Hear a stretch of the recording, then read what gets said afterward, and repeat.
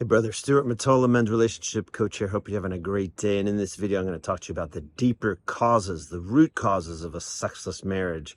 So this video is for you if you're in a marriage that's sexually challenged, your wife is not as interested in sex as she used to be, or maybe she's not interested in sex at all. This will not apply to the guy whose wife has, menopause issues that are impacting sex, or medical issues that are impacting sex. So I'm going to give you some tools that are going to help you deal with this situation.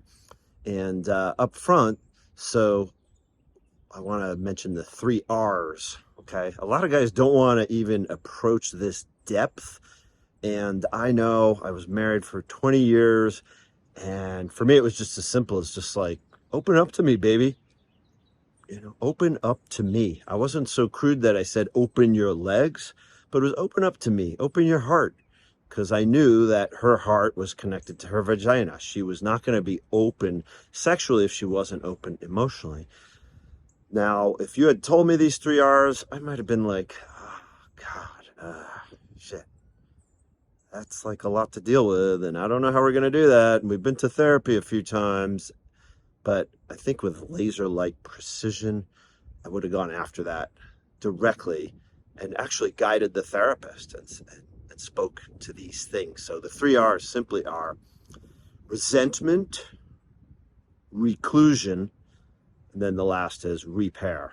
So resentment, okay? Let's face it, years and years into marriage, if you've been married or in a long-term relationship for 10, 15, 20 years, resentments build up. How does that happen? Because things are not talked about. Fears are not spoken. Things are shoved under the carpet on both sides. And so if your wife or partner is saying things like, well, 20 years ago when we were at my mother's and you blah, blah, blah, or 2 years ago, you threw me under the rug in front of your parents, and she's shut down, okay? She's built up resentments. So when we have resentments, we go into reclusion. We reclude, we pull back, we distance.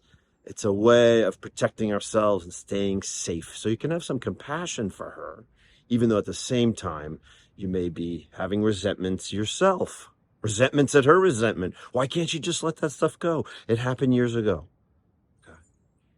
Well, she can't let that go because it's built up over years and years and years. It's never been dealt with. And that comes to the 3rd R, repair. You never did the repair work, okay? Repair. How do you approach that? Explicitly, you speak to the situation, you give her space.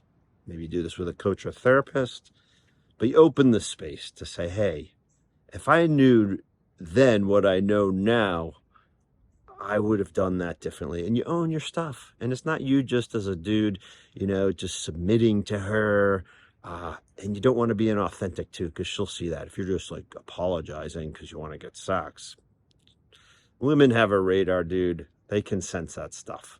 And yes, your goal may be to have her open up emotionally so that she can open up sexually.